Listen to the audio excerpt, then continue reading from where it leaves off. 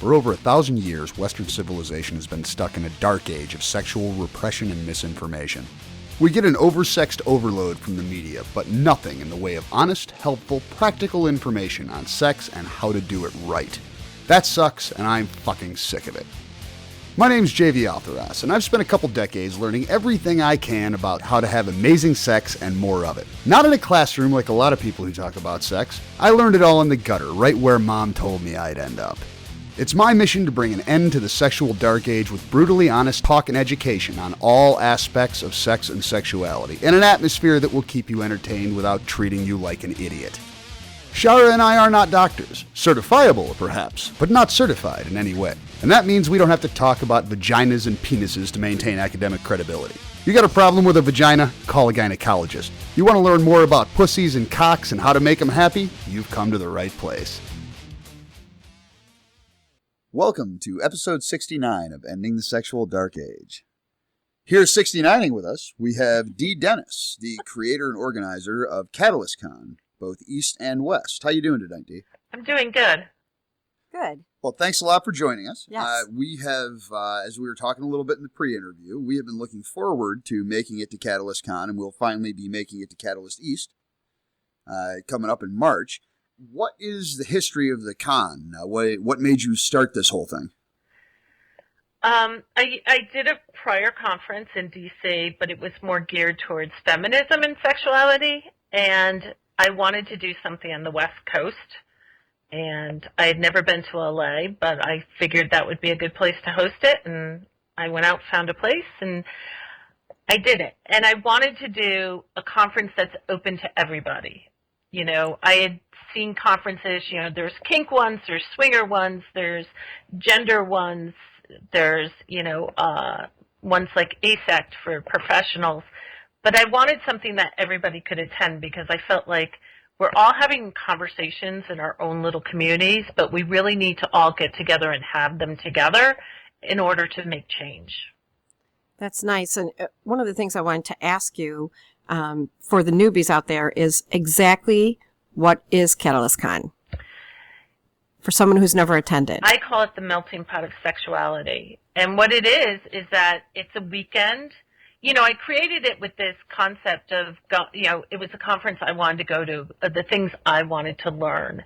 And, you know, I was going through a divorce and changes in my life, and I realized there was so much that I didn't understand or I wanted to learn about myself. And so I created something that had a little bit of everything. And, you know, I don't have time to attend the sessions now, but at least, you know, I have them. And so it's open to everybody. But what I feel is, you know, one of the things I always say is knowledge is power.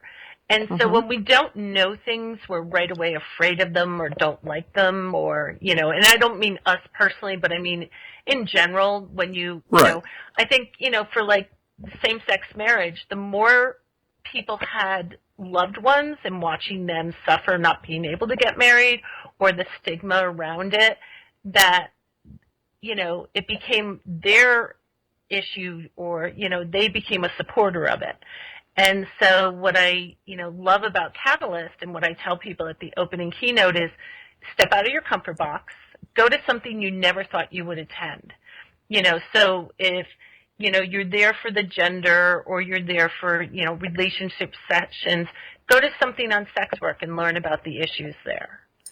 And then take that knowledge back home, you know, and share one part of it. And if you can get just one person to understand and accept the issues, and we all do that eventually, hopefully, you know, we won't be fighting the fights we're fighting. Awesome. And since we're on the suggestions for newbies, when we went to Desire, we weren't sure, like, what kind of clothing to bring or not. How about at CatalystCon? Do you have suggestions for newbies? Yeah, if you, I have a couple things. The first is I have a frequently asked questions section on the website, and we do say, you know, street dress because we share it with the hotel and the other guests, and they didn't consent to be at our conference, so, you know, we don't want to push our conference on them.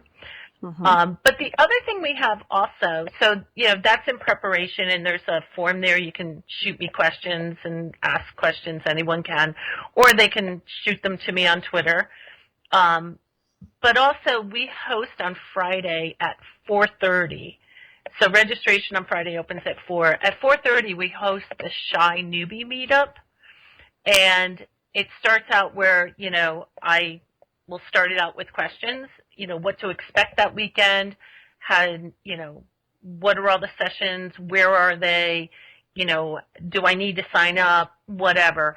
And then I have two people, Dr. Hernando Chavez and Ashley Manta, who Ashley went to Catalyst 2013 all by herself. And now she's like doing, speaking at it. She's like my idol of, she's like I always say, here's a person who didn't know anybody. She came, she actually met the swing set crew, and, it changed. I mean, she moved to California. She's a sex educator. She works for a sex toy store out there. It really was like her catalyst. But, her and Hernando, I leave, and they, conduct this meetup and breaking the ice for people who, if you're traveling alone or if you're somewhat of an introvert and you're shy, and so we do that for our shy newbies. Well, JV probably wouldn't qualify for that, but I would.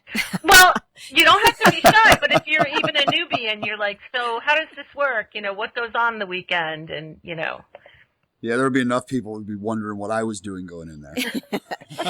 So your website, you said you have a place with a list of facts and questions that people normally ask. And what is your website? It's CatalystCon.com. And we're going to put a link on there, right? Yes. Okay. Yeah, there will be a link in the show notes. So anyone who's listening, you can either go to the show notes or go to the posts on Twitter or Facebook for this episode, and you will find a link to CatalystCon. Because interestingly enough, one of our highest downloads is from Washington. Yeah, and that was one of the reasons one of the things that really kind of clinched it for us on going to Catalyst East. Well, it's a lot closer than California, but we have a shocking number of downloads in the DC market. Actually, there are almost as many downloads in the DC market as we have in the whole state of California. Wow. And in the over the lifetime of the podcast, 8% of all of our downloads are from the DC market. Yeah, I mean, we're wondering what kind of trouble we can cause, but we figure there's some. I mean, it's a great area. When I looked at where to have conferences, it's like I can do it right outside DC. So we do it in Arlington, but we're right at Reagan Airport. So, you can fly into Reagan. The hotel has a shuttle. You don't have to rent the car or any of that. And there's tons of restaurants and stuff right around the hotel. But you can be in Baltimore. You can be in Virginia. You can be in Delaware, even New York City. It's like, it's very centralized. Even from New York, it's not that far. We're thinking maybe a lot of our listeners will end up coming. Yeah. Yes, we encourage them to come out to CatalystCon, register, hang out. One way or another, we'll end up being conspicuous. We'll see after we air this episode. Also, for the listeners, feel free, if you are interested in a meet and greet at CatalystCon, email jvshara@gmail.com and let Shara know. And we will, if there's enough interest, we'll try and set something formal up. Otherwise, we'll just be running around making trouble. I'll just follow you. So a couple of questions that people like our listeners might have. Well, me in particular, but I believe this may be helpful to some of the listeners. So street dress is jeans and t-shirts and whatever. That's understandable. Right. For those of us who like to push it a little bit, and I have no problem making a spectacle of myself, but you, D, had to go make it a consent issue on behalf of the other guests, so I have to comply because that's even reasonable. But I like to walk around with a flogger hanging from my belt, or be a little bit conspicuous without being ridiculous. Is something like that welcome? I had I walked around with a rhinestone riding crop at the last Catalyst East, but I I would probably say if you had a flogger hanging from your belt, you'd be the only one, but, no one's going to toss you out for it.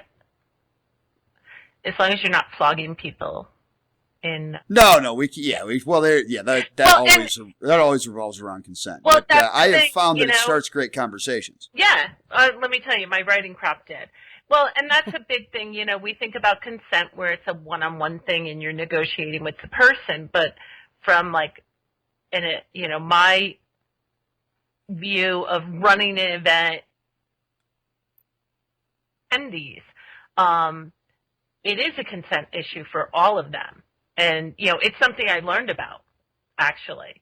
When I started looking at it, I was so geared towards consent being the person you're going to, do something with and not taking into account all the other people who are in the room at this event.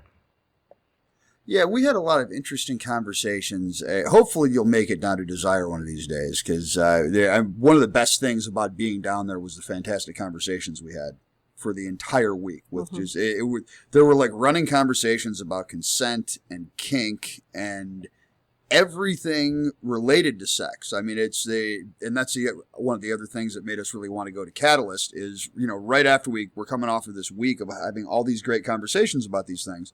We checked out your website and saw a list of all the things you like to cover, and it's almost like an extension of what we've been doing, but obviously on a much larger scale. So this is your third year now doing the cons? Yes.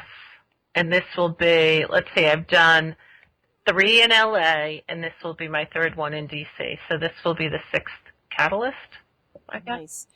And have the numbers increased in who ends up coming and registering and attending? The numbers have increased. We're up to about 375 people we usually get. We get people who attend for a couple of times and then, they try something else or whatever. But we're always getting new people also, which I think is great. I always get new speakers, which is another great thing. People hear about it and contact us and want to speak at it. And that's always great. I do an open call for speakers. That's how we get our sessions, is basically for 8 weeks, anybody could submit a topic, a session, their speakers, the whole thing. And then we usually get about 130 or so submissions for 40 spots. And we spend, and so I have a staff there's about 6 of us. We spend a weekend holed up in my house in our pajamas, and we go through all these sessions, and we try and pick out, a little bit of everything. Nice. Yeah. And that's kind of awesome. Yeah, so, what's the best way to say this? Among the people who submit to be speakers, is there a wide range of experience levels? Like if someone for next year wants to submit to be a speaker, how much of an expert do they need to be in their field? That's one of the, I think, unique things about Catalyst is you don't have to have any experience. We have some of the biggest names, and then we have people who have never spoken before. I have a panel, it's Pleasure and Danger on campus, and it's made up of these 4 students who were volunteers either at the first or the second Catalyst West. I can't remember off the top of my head. They volunteered because they were all in a program where I knew a professor at UCLA, and, they put me in touch. And then they submitted to speak on the issue about, sexual assault on campus. And they did it at this last conference in September out in LA, and then they sent it, they're all coming to DC to do it on the East Coast, which I think, to me, that just shows, here we started with students who were volunteers, then they spoke, now they're traveling to speak. So I'm open to anybody. I don't think you have to have the biggest name in the industry to speak. I think everybody has something to share. Mm-hmm. And I think it's that by speaking and sharing, other people learn from what you have to say, what other people have to say. Exactly. There's always a lesson there for people. You know, I mean, we have, and like I said, we have a wide range. I have people in the industry. You know, I have Jessica Drake, who does a line of sex education videos for Wicked Pictures. She speaks on sex ed, you know, which she does industry events, but when she comes to Catalyst, she's a sex educator and she speaks, you know, she has a whole line of videos. She's very much dedicated to sex education. Oh, that's really cool. Mm-hmm. Yeah. Very.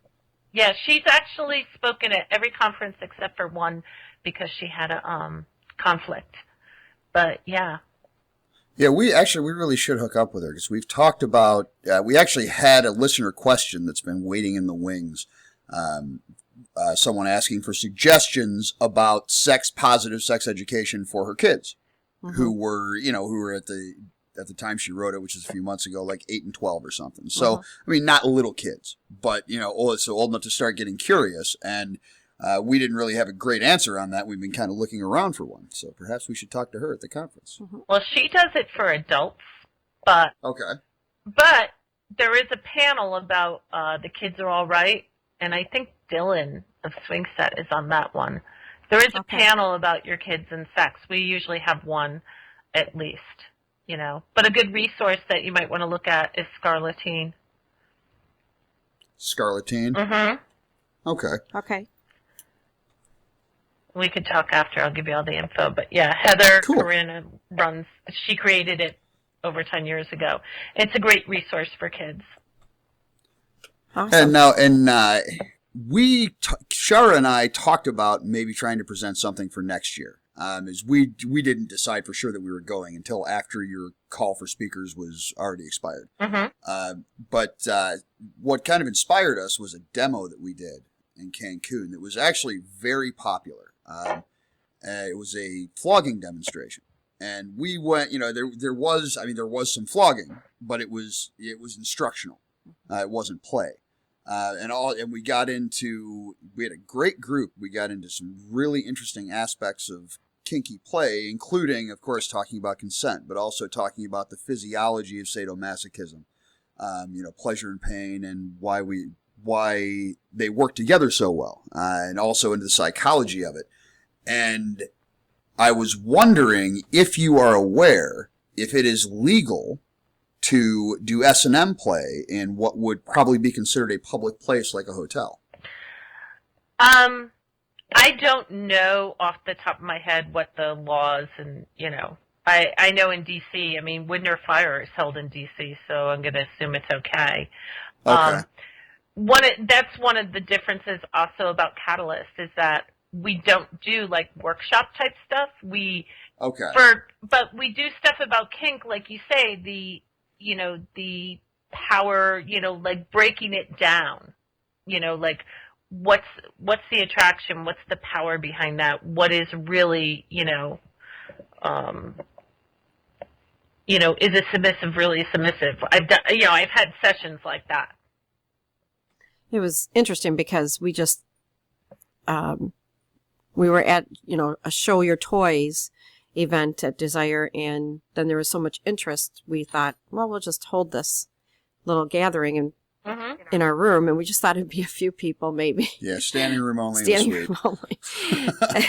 But it was also great because it wasn't just people who have never really been into kink. It was also people who have, and it was also nice to have like Duncan there and Ginger there. Yeah, it turned into a great group discussion. Mm-hmm. Yeah. We started it off, and we took up the first probably half hour with a demo and basic instructions, and then we opened the floor to questions. And it was really more like a panel discussion than anything else. We had several dominants there. 4 of us conspicuously who were really talking. And every time a question came out, whichever one of us was, felt most able to answer it would jump on it. But we talked for probably an hour and a half and addressed all kinds of questions. And the coolest thing was everyone brought something different to the conversation.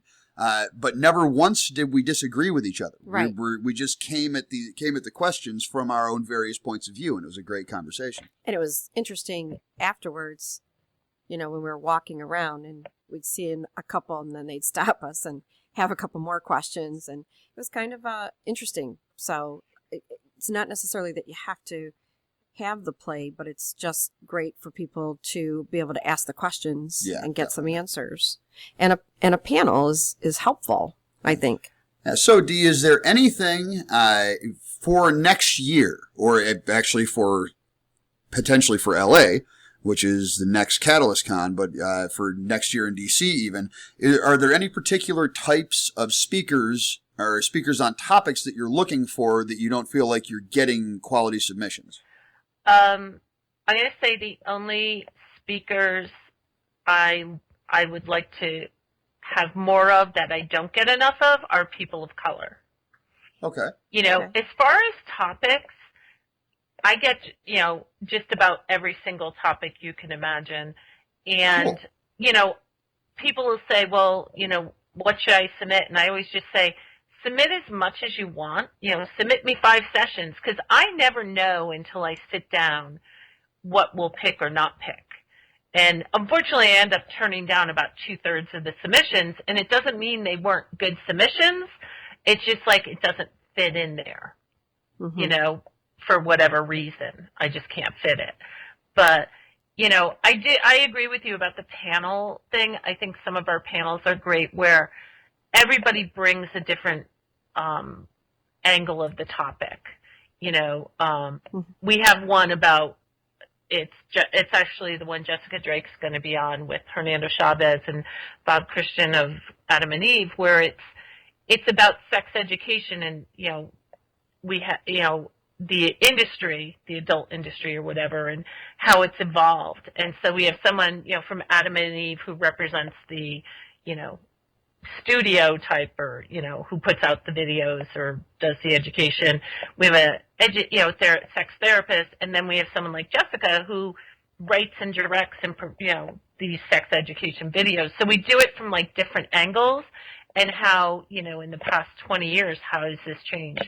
How is like the invention of video and DVD and online streaming changed it? That type of thing. Cool. Interesting. We'll have to make sure we attend that one. The hardest part is picking what to attend. Like, even when I do the schedule, when I first started doing the schedule, I used to try and do it so like, oh, I want to see that one, so let me not schedule this at the same time.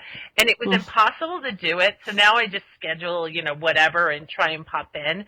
But, it's always hard to choose what to go to. And, you find like you'll look at the schedule and go, okay, I'm going to this, this, and this. And then you get there that weekend and you go to totally different sessions. I know what you mean. I help schedule something that has to do with more vanilla things and business, but I help schedule the things that are going to be the different speakers and things like that. And then next thing I know, it's like, darn it, I wanted to go to that one, but I wanted to go to this one too. And I scheduled them both at the same time. And it's like, darn it. And it's like you try and do it for your own best, and it's like, forget it. It doesn't work at all. It doesn't. I'll spend like 3 days trying to do the schedule if I do it that way. Now I just do it however, and I pop into the back of this session or that session. And, I never get to stay for a full session anyway, so. Yeah, I would imagine as the organizer and the host, I have been in those shoes, and so has Shara on many, many occasions. So it can be difficult to enjoy yourself. That's not necessarily where the reward comes from, but yeah, it can be tough to even make the rounds sometimes because there's so much behind the scenes orchestrating that has to go on. I have an amazing staff. I have to say, I have an amazing staff who help keep everything running. I think my hardest part is like I'll start to go somewhere and I'll get stopped for something, and then I forget where I was going to. Or by the time I go into the room to listen to something, I have like my brain is going in too many directions that I can't concentrate on the session. I can so relate. Yeah. Now, like one of the things that I was very involved in, an event year after year, we would start like have it this one week, and then the next month we're starting all over again. How soon do you start, getting things ready for the next CatalystCon? Well, let's see. I've been negotiating the CatalystCon West contract for like the past 2 months.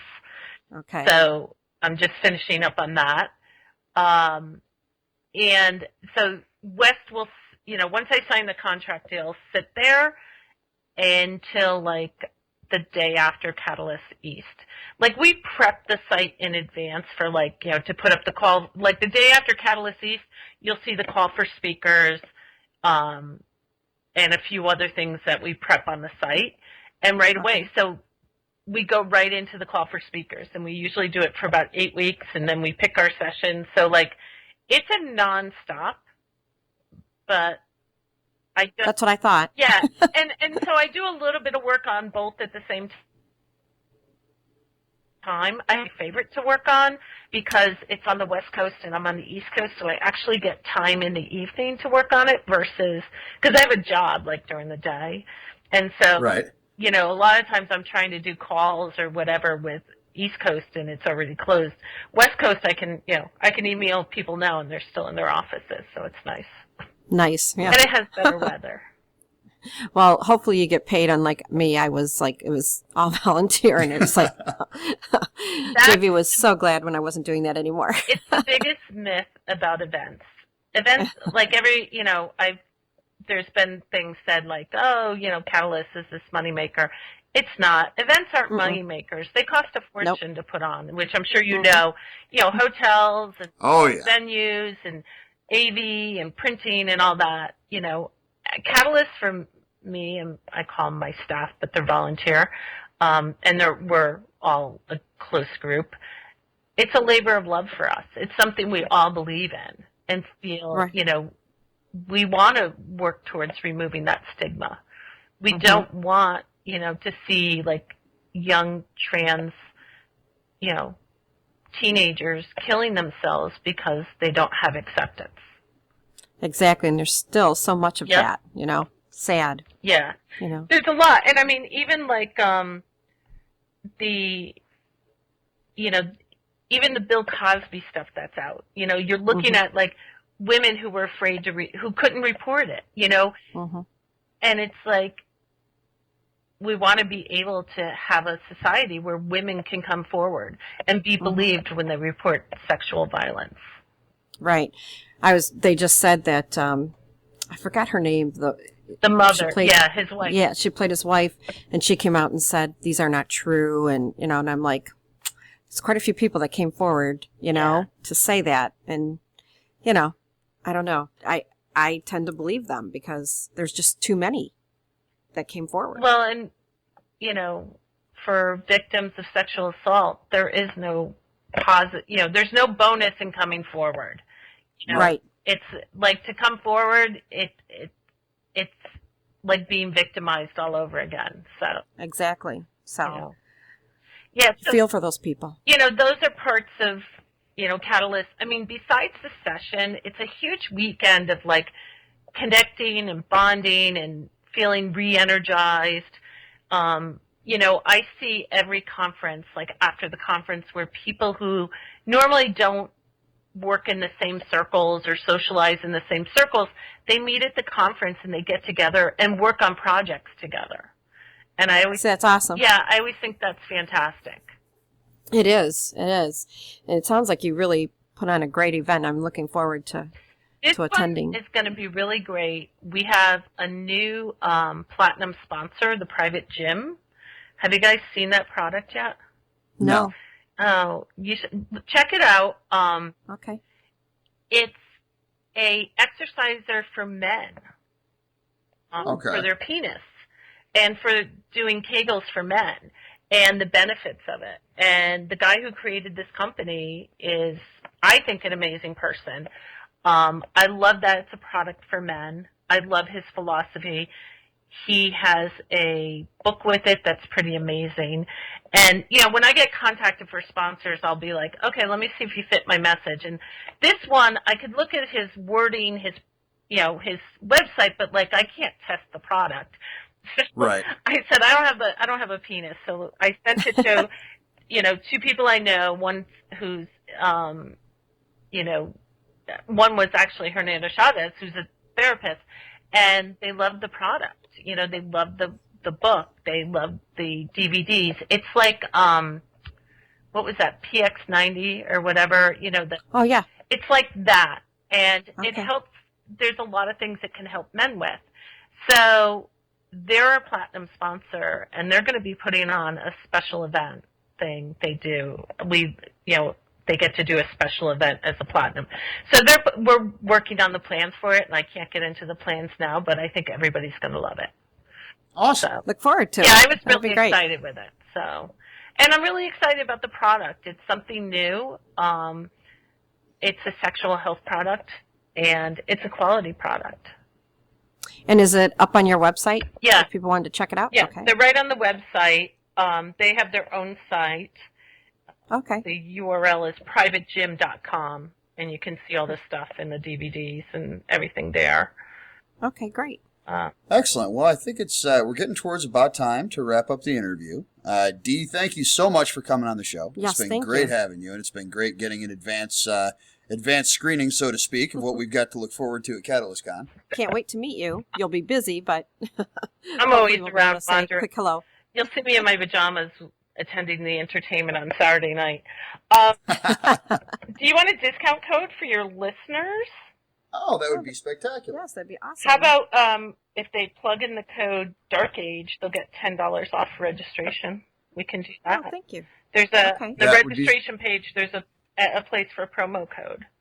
Okay, great. Well, thank you so much. And we certainly have plenty of audience in the DC area. So hopefully we'll get some people to come out and come help make this event even bigger. Yes, I love it. grow those numbers. We love new. Yeah. So to give Dee's contact information or CatalystCon contact information all at once, because we tend to ramble sometimes when we're talking about stuff. CatalystCon's Twitter account is @CatalystCon. And the lovely lady we've been talking to for the last half hour or so is named Dee Dennis, and her Twitter account is @DDennis, DEEDENNIS, and CatalystCon's website is catalystcon.com. Great. So, Dee, is there anything else that you would like to say to our audience before we wrap it up? Yes, one in particular, Cooper of Life on the Swing Set. I got episode 69. I'm looking forward to meeting both of you. Same here, and we hope a lot of our audience shows up as well, because we try to get around and meet people, but our business keeps us very busy. So this is a good way to meet a bunch of them. So even if you're not in the DC area, but you're not too far away, come on and join us. We're traveling in from Detroit, so it's not that far to come for a good weekend. Exactly. So they'll have to let us know so we can make sure to meet up with them, and so hopefully a lot of them will show up and make the numbers even larger for you. That would be great. All right, well, thanks again for joining us, and we'll be back in just a moment. Thank you.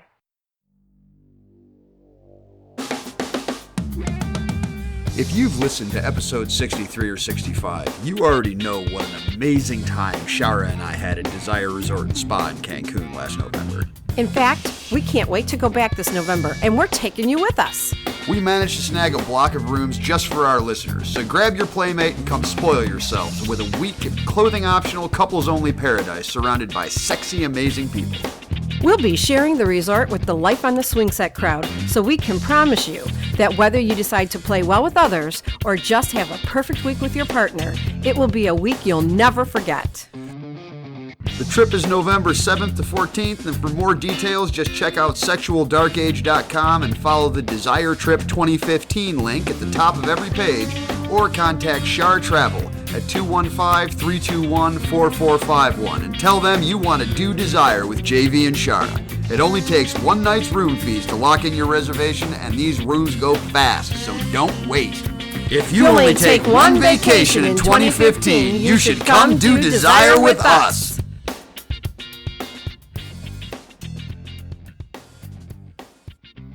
So that was the nifty new commercial for our Desire trip this November. I can't wait, and I hope that people listen to it and they join us. Oh yeah, absolutely. Actually, we've been trying for weeks, but we really can't even describe it with words effectively. I've tried, but And could you just imagine if our listeners went, what fun it would be? Well, it's easy for me to imagine because we already met some of our listeners who happen to also be swing setters. Yes. So it would be awesome to have more of them. Yes, we could be legion. Between us and the swing set, we could take over that whole damn resort. I think we're going to And that's what we're trying for. Yes. I think there's a pretty good opportunity there. All right, so that pretty much wraps up episode 69. Woohoo! Seems kind of anticlimactic, though. I mean, I guess the end of episode 69 is always going to be anticlimactic without an actual climax. Terrible way to finish 69 with nobody coming. How do you know nobody came? Well, that's true. It was you. No comment. You get pretty sneaky. Oh, I thought I was going to go a whole episode without getting to use my xylophone because Shara couldn't help but blush. But you were right there for me right in the end. Thank you so much, baby. Oh, anything I can do to help. Okay. All right, so that does wrap up episode 69. As always, please feel free to join the conversation by posting anonymously on sexualdarkage.com or emailing jvaltheros@gmail.com or jvshara@gmail.com. You can also find Shara and me on Facebook and Twitter through links on the website, and we always appreciate good ratings and reviews on iTunes. They really do help getting the show out to new listeners. You got anything else to say, baby? Nope, just like I said, I can't wait. All right, well, till next time, this is JV and Shara reminding you that sex is one of the greatest things in life, but there is always room for better. Always.